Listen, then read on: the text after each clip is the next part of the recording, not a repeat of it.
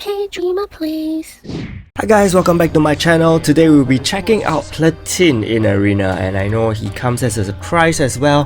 However, because his Mythical Awakening version is coming up, so I decided why not just try him out now, and hopefully this gives Netmarble an idea of what we want from Platin, especially with his current kit. He actually got revamped as well very early this year. So for his passive, he's able to cast a shield of 20,000 HP, and also he survives on 1 HP and has the most unique passive, that is to decrease lethal rate by 30% of all enemies. Okay, so think about it.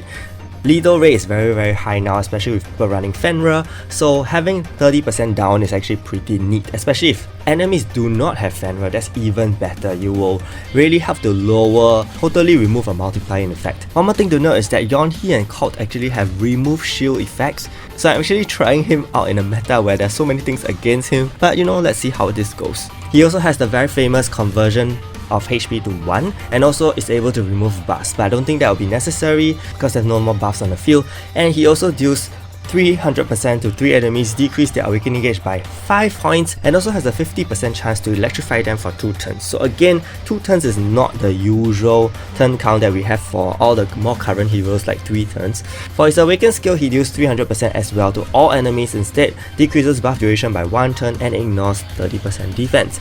So his awaken skill is actually pretty relevant, especially the buff duration reduction. However, because it is an awaken skill, it comes in a little later, so it may not be as useful. For his weapons, I've given him double lethal and armor double HP. Lethal is so that he can actually reduce cooldown faster for himself, and hopefully he lasts long enough to use the 1 HP conversion again, but I doubt that will be the case. So for his accessory, I've given him Guardian Ring and HP increase. You realize that his HP is actually 50 plus 1000. Okay, for jewels, magic attack defense, increase awakening gauge, and increase skill use chance. All these is just for the video's sake. There may be better jewels for him. Okay, for his traits, stun resist, silence resist, and sleep resist. And finally, for the fighter soul, a defensive set with an increase in status cast rate as well.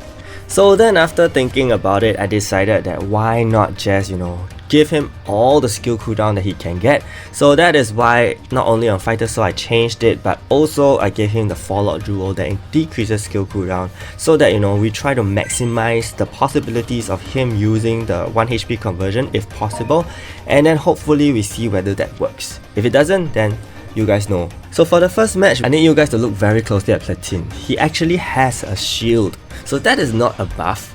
So he has a shield, okay? So effectively his HP is about 70,000, and that is on the same level as Judas, same level as a lot of other Mythical Awakening heroes. So just bear that in mind, okay? His stats, HP wise, is the same. Unfortunately, here he uses his 1 HP conversion, and if you realize there is a Fenrir on the enemy side of the field, so the 1 HP conversion cannot happen because Fenrir is providing an immunity to his team for HP control effects. Okay, he does manage to land the Electrify earlier on, and here he got electrified himself. He did use the turn reduction, but you see that turn 3 to turn 4, when it hits turn 4, the enemy's Guardian Ring will be gone technically. So using the Awaken skill at turn 3 isn't as useful, but it's very impossible for him to use it at turn 2 because his Awaken gauge doesn't charge that fast. So I guess that would be the drawback in his Awaken skill. Apart from damage, his turn reduction probably only comes in later if he uses it again on maybe potential enemies like Judas, if he still has an immortal form. He manages to land the Electrify just a while ago, and that was a very clutch moment, helped me get the run. And as you can see, he's actually pretty tanky. I won't say tanky in the form of a defense, but in terms of HP, he is actually living really well with the HP shield especially. So shield still can be applied, it's not a buff. Okay, that is something that we can see from here. On this team, the enemy does not have Fenrir, so hopefully he uses his 1 HP conversion and we'll see how that goes. He manages to electrify Rudy and another hero on the enemy side of the field, which is really good. His Electrify is kind of like 70%, I believe. Here 1 HP conversion lands on the enemy Wukong, I think. which is very good because Wukong is the tankiest hero. And it's nice that he converts the Wukong's HP to 1. However, at this point, the Wukong does survive on 1 HP, and upon using the next attack, it triggered his activation of 1 HP and the Willful Ring that the Wukong has. So Wukong healed back to full health. I don't know if that's a good thing, but at least you proc the Willful Ring trigger, and now he no longer has the protection very early on. And unfortunately, I get completely electrified here. Sometime down the road, I managed to change my traits again, but yeah, it is what it is right now.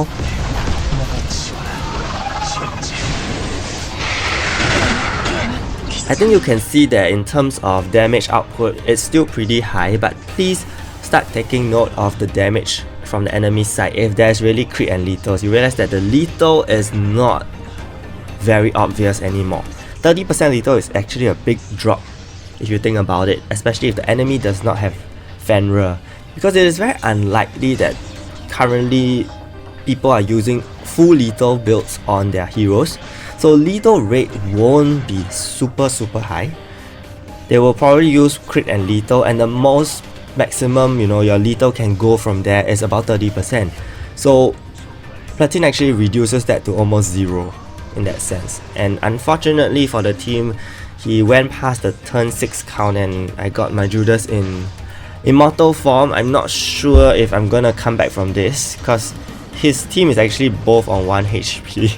So if my Judas actually wakes up now to wreck them, it is possible. Unfortunately not, and we lost this battle. So Rudy is actually still a very viable option because of his reflect, which is something that I'm not immune against, okay? In this team, it looks like the same team, that there's no Fenrir, so my conversion can happen, and it takes place on the Milia, which is awesome. The Milia probably has Guardian Ring, so in that case I won't trigger a heal back, but Milia does have a revive. Okay, so I cannot just instant kill her and she's gone forever. We have to wait for turn 3, we have to wait until turn 4 as well for the Guardian Ring to be completely over, unless I land some turn decrease here. Unfortunately not. Complete miss, and you realize that there's no lethal proccing as well, so that's also a good thing. However, the main question is, without lethal, will the damage still be super high? Because if that's not going to be a factor, then we don't have to use Platin in a way, you know what I mean? Because sometimes crit itself is already super painful, and if the lethal doesn't make a difference, then is Platin really making a difference to the team? Of course, for certain hits, he may help to nullify a lot of damage, because sometimes crit doesn't even happen, then that is gonna be very significant as well. Unfortunately though, he gets the fear and we can't really see much of him in this battle, but nonetheless, you realize that his cooldown on his 1 HP conversion is just insanely long, so double lethal may not even help, and you may want to look at exploring different options with his weapons, maybe crit and lethal instead, to try to increase his damage output, because skill cooldown clearly is not working, and the matches now are just going too fast for that to even reset completely, even though it's reset now. But as you see on the enemy side of the field, we are facing a Judas, and a conversion right now isn't gonna help at all. Okay.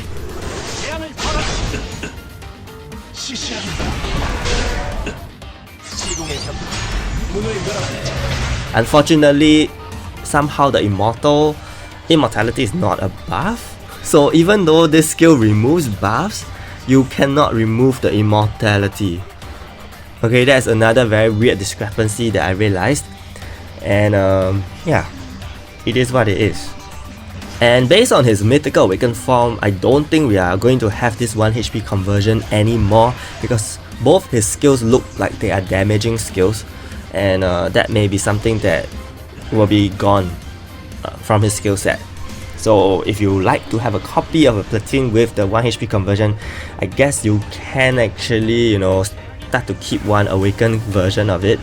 Over here, we land a 1 HP on the Truth, which is super good, because the earlier you get rid of Truth, the better. You do not want or rather I do not want all the reflect damage to be coming back to me, so my Sage kills off the Truth, and that is super awesome. And I'm no longer subjected to heavy reflect damage. So my Platin does get his Awaken skill pretty fast, but the AI actually prioritized Yonhee's Awaken skill, which is totally fine by me, looking at the damage that she does. And we ended the battle just like that. So it's a lot of RNG involved when you use Platin, because you know his targeting is very random. He doesn't have a specific target like Battery, where you know he will target a certain kind of hero, like maybe highest defense or highest attack. He will go for random heroes. So that is something that you know we cannot control for, and how the match will turn out is really, in a sense, a game of luck. He did electrify 3 enemies here, which is really good.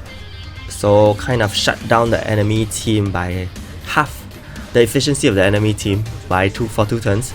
And hopefully my fear shuts it down even more. Unfortunately, the enemy Dylan's is just completely immune to everything.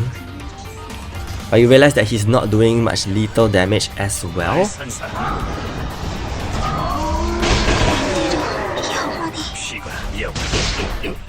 And here he transforms. 1 HP conversion on the Dylan's, I believe. No lethal proccing here at all.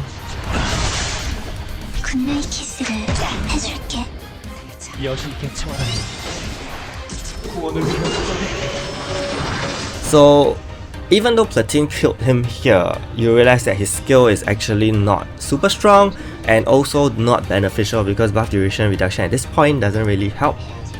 I think his Awaken skill needs some changes, but since he's getting a mid form, it doesn't matter. 1 HP conversion here happens on the Wukong, I think.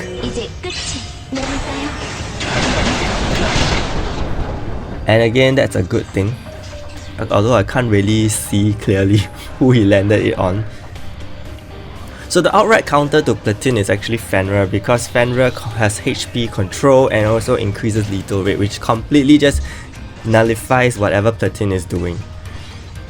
So I mean, definitely in future when he Myth Awakens, his skill set cannot be the same thing, because otherwise, you know, with Fenrir around, you won't even need to use him. And Fenrirs are still very common in the meta right now.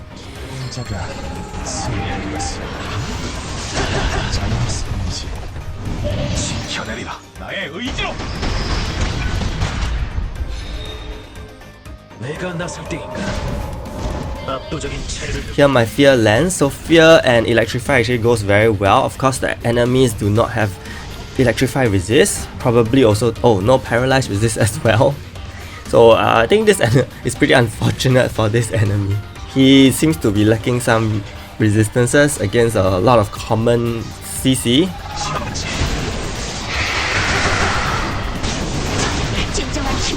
And unfortunately Platin goes down in this battle, but he lasted pretty long if you were to think about it. I mean, my units are all at very low HP, so my overall thought for Platin is that this is not his time and not his meta at all, because you'll face shield removal units and also you will face a lot of Fenrirs. So hopefully for his Mythical Awaken form, you will see all these new changes that will actually triumph over them. So what do you guys think of Platin? I still have some heroes on the list to try out, and hopefully they will also be on yours. Stay tuned for more videos. Thank you so much and see you